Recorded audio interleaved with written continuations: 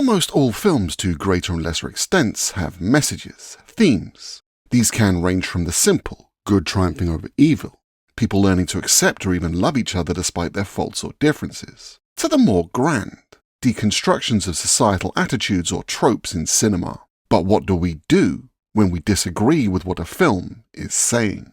Because I love horror films, and 1987's Anguish or Angustia is a horror film that absolutely hates horror films.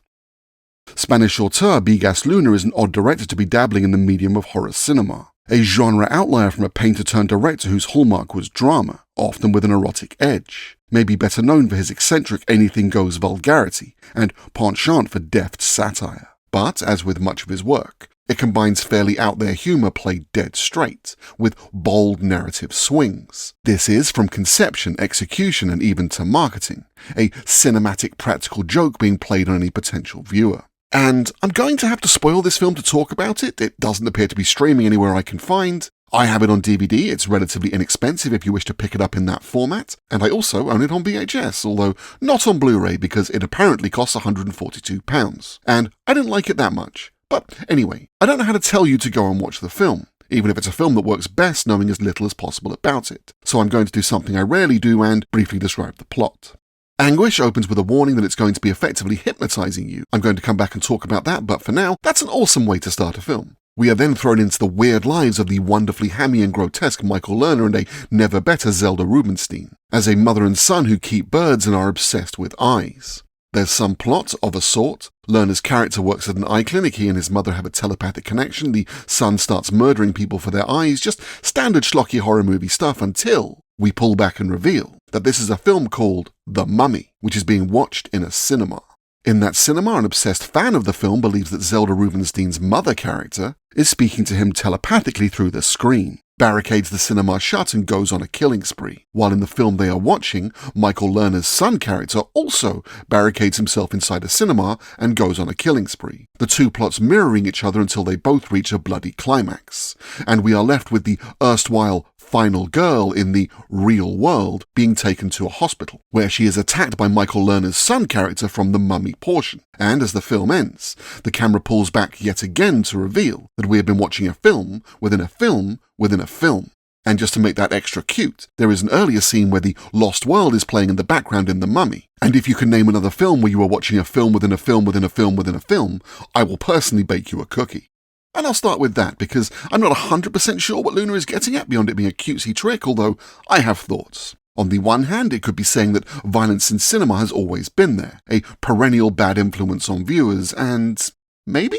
Or perhaps we could travel to the other end of this Matryoshka doll, its final pullback and reveal, simply Luna holding his hands up, admitting that he has been just as salacious in making his points as that which he's criticizing. But stop taking it so seriously, it's just a movie.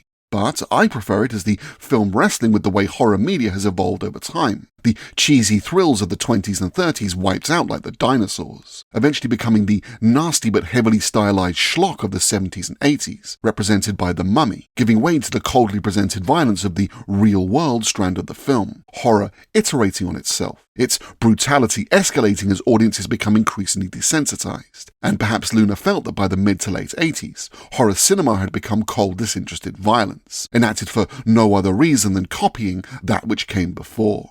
I love you, Mother. So, a brief review. Is this a perfect movie?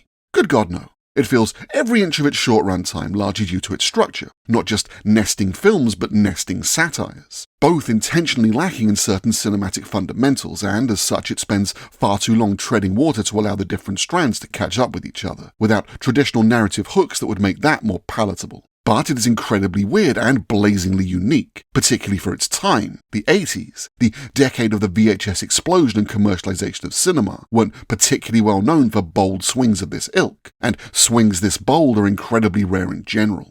I think a lot of credit should be given to Luna both for its attempt at pastiche and its more grounded strand, each absolutely distinct. You know instantly which strand you are in until you don't, and it all mixes together, which, again, is kinda perfect.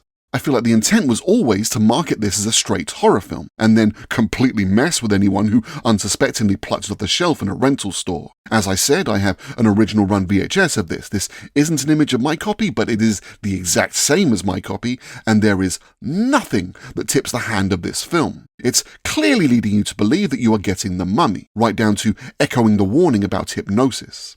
And I almost feel bad for spoiling that aspect, although it is a near 40-year-old film that is borderline impossible to watch now. And hey, if this video does well, maybe that will spur a re-release of the film in a format that doesn't cost a ton and a bullseye. So share away and like and subscribe while you're at it. You really want to like and subscribe, don't you?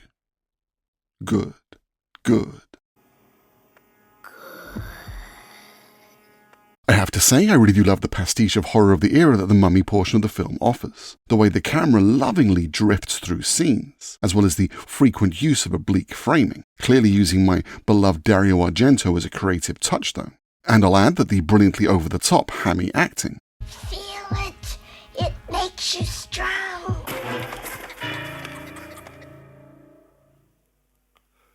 Dr. Murphy knows that John is the best surgeon he's ever seen. He's an orderly. Come on, get back here. I get my hands on you. You'll be sorry. Often lazily dubbed. Oh my God. What are you doing over there? Bring me the key. There's a madman in the theater. He tried to kill me. I don't want to hurt you. Is probably riffing on the Italian great too, something I have long made peace with about his work, and Italian cinema of the period in general, but is nonetheless ripe for parody of the kind Luna delivers. I don't think this is just a Dario Argento spoof, but it could be, full of the kind of eccentricity that was his hallmark. And both the Baroque stuffy set for the home of the mother and son and the cold clinical 80s architecture of the home of their victims are reminiscent of his work, as is the ostentatious use of colour, vivid and unreal blues and reds. Although the film is structurally a slasher in both segments, which Dario didn't really do, although I suppose that depends on how you define the term. In contrast to the oozing blood packs and carnival grotesques of The Mummy, the real-world portion of the film is stark and cold, its performers clearly more representative of ordinary people, its style more thriller than true horror, perhaps riffing somewhat on the finale of Peter Bogdanovich's 1968 low-budget classic Targets, relying on delicate tension rather than schlock and gore, death where it does come sudden and offhand, not a flamboyant exclamation point to an elaborate build-up, but impersonal full stops littering this section like poor punctuation. Both strands, by design, suffer from a lack of characterization. In The Mummy, we find caricatures of an overbearing mother and the Freudian extension of her dominated son, their victims one-note and underdeveloped, while in the real-world segment they are more archetypes than true characters, reflecting that the real-world strand's intent is precisely that, to detach violence from cinematic tropes, then have those tropes bleed into the more naturalistic presentation. But it is a weakness in the film, that no character is really developed beyond their purpose in the narrative. And while the real-world segment is a cold, detached trudge toward an inevitable conclusion, the Mummy segment essentially breaks down, barely making sense, buckling under the weight of its heavy-handed metaphors and overwrought storytelling. To be clear, that's all intentional, it's all commentary. But this is making an assumption, and I haven't proved that this film is explicitly critiquing horror films. So let's prove that. And back to the opening. I'm here to advise you also that our company does not assume any legal responsibility for anything that may happen to you during this screening. This is obviously super cute. I love this. Not just a homage to the shock tactics of William Castle, the master of such schlocky trickery, flying fake skeletons around cinemas during screenings of The House on Haunted Hill, and wiring seats to vibrate during the climax of The Tingler, but also riffing on Luna's thesis, that horror media creates violent thought and distrust toward humanity, is itself a kind of pernicious hypnosis, and on a more meta level, signposting his own use of subtext, telling a viewer to think about what they are watching beyond the surface level, to engage with the thoughts and feelings provoked during the film, rather than simply treating it as a narrative picture. Luna inviting you to constantly think about how what you are watching is impacting you as a viewer. Now that's kinda super pretentious, but also delightfully weird on its face, an anachronism. Carnival trickery played with oddball earnestness, which may be because the whole film is precisely that. Carnival trickery played with oddball earnestness by an outsider to the genre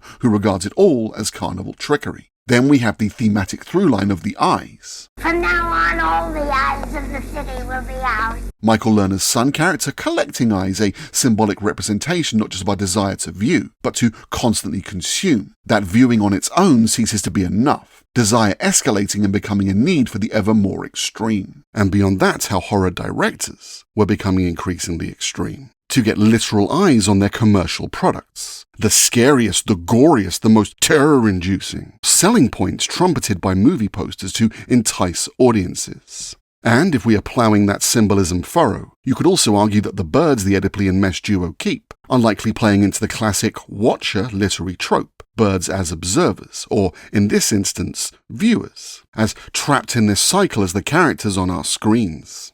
Why they would also keep snails is somewhat less clear, perhaps saying that horror as a genre is slow to progress, or a more exact metaphor, that their shell provides a sense of protection as the lens of cinema does. But that protection is something of an illusion, as snails are actually very vulnerable despite it. Another thematic mirror of the film's thesis, that we are vulnerable to the impacts of horror even when we feel safest. Then we have the way the Mummy film being shown on the screen is impacting the audience in the real-world strand. Not just that crazed killer, so intertwined with what he is watching that he feels he has become one with it, acting out its instructions as if he were a character in the film himself, but also, at the other end of the spectrum, on an innocent in the audience, not yet desensitized to what she is viewing, it creeping under her skin, its messages invading her mind even when she isn't watching. With varying degrees of impact between those two extremes also being clearly displayed among the audience members our eyes fall on. For the big finale, Michael Lerner's son character literally breaks through the screen. What are you looking at? I want your eyes to... And then escapes the confines of the film itself. Like the doctor said, it's all in your imagination. I really don't exist. Implying that the psychological trauma that has been witnessed is as real as the physical trauma that has been experienced, that horror cinema is not simply desensitizing, but itself traumatizing. This is not a subtle film. They are so pretentious. Who cares? In terms of a horror film, this isn't particularly gruesome, not concerned with lavish or spectacular kills even in its more overt pastiche. Most notable in that regard for Luna using footage of real eye surgery rather than explicit gore. And I'm not going to include footage of that in this video because it's actually kind of worse. Perhaps asking a question of an audience about how realistic they wish these kinds of films to be. And it's a good point well made. I didn't really want to see that. Give me ludicrously fake blood spraying over a white wall any day of the week. The violence in the real world segment too isn't overbearing by the standards of horror. It's more kinda depressing and senseless. A dual point about how horror in the era of video nasties have become nastiness for its own sake, and that real violence happens without the justification or even charm that cinema often gives it. Harrowing and blunt. And Luna may not be a horror director by any stretch, but he certainly put a lot of thought into the differing ways he portrays violence, showing an understanding of how it's used in cinema as entertainment, and how to strip that entertainment away and make it more traumatizing, highlighting the immediacy and permanence of its consequences. So that's the point Luna is making, and I think he makes it well, but I simply don't agree. I don't think you can paint all horror media bright blood red with the same brush and leave it at that. Let's start with there being many different kinds of horror with a variety of different purposes. Something like Peter Jackson's Brain Dead or Dead Alive has a different intent to something like Martyrs, which has a different intent to something like The Babadook, even if they all share the same genre. Some kinds of extreme horror are about pushing boundaries, taking us to the very edge of what is acceptable or even beyond it, and asking questions about what lies there and why. And while, let's say, New French Extremity isn't going to be for everyone, there is a lot of worthwhile cinema that comes from staring into that abyss and seeing what gazes back. Then there is gore so elevated as to be essentially slapstick, death so ludicrous as to be basically punchlines in blood-drenched shaggy dog stories. As Mel Brooks once said, tragedy is when I cut my finger. Comedy is when you fall into an open sewer and die. And maybe we could look at this as tension followed by release, the same structure as a joke, the same mechanism. I vividly remember as a kid watching a late-night TV showing of Friday the 13th Part 6 with my own mother, and her laughing so uproariously at the supposed scares that it became infectious, the two of us rolling around in fits of hysterics, as Jason offed yet another unsuspecting teen, one of my most fondly held childhood memories. Horror is often best seen as simply silly, And so much of it is for a variety of reasons, some intentional, some not. And I also don't think you can underestimate it as a shared experience, the feedback loop of shared reactions. That horror as part of an audience is the safest way to explore our fears, as part of a crowd all experiencing the same thing and reacting along with you. Again, like a joke. Something funny you encounter on your own is simply something funny, but as part of an audience or crowd, it becomes community, camaraderie. On its own, it exists, but shared, it is experienced. Horror also allows us to process our anxieties and uncertainties. Scary stories existed long before horror pictures, arguably as long as oral storytelling itself. Not just fables with morals and warnings, but safe spaces in which we can confront anxieties, ways to make sense of a scary world. And maybe part of why I was so drawn to horror as a child myself was precisely that what I perceived as the thrill of being scared was my own anxieties being compressed into tension and then released into the ether. My fears assuaged, and I could then congratulate myself for enduring these unspeakable horrors, although most of the scary movies I watched as a kid had horrors that were very much speakable. Who are you? In words is difficult. But this is all getting a little psychoanalysis-y, and I'm maybe not the best person to do that. These processes have been studied by minds far greater than mine, and I very much doubt I'm bringing anything new or interesting to that particular mad monster mash. And a big part of why I love horror cinema as an adult is that it's a genre that can take wild chances, maybe more than any other, that can play with metaphor and allegory, where a creator can address grief and depression through a monster that you have to learn to live with, or wrestle with the internal struggle between a desire to make high art and mainstream entertainment, or to dissect cultural appropriation, or class, or to make a film within a film that criticizes the very genre you are operating in. And that's the real beauty of horror cinema. It is complete freedom, a genre that only has rules in so much as they are there to be broken, a genre defined by transgression.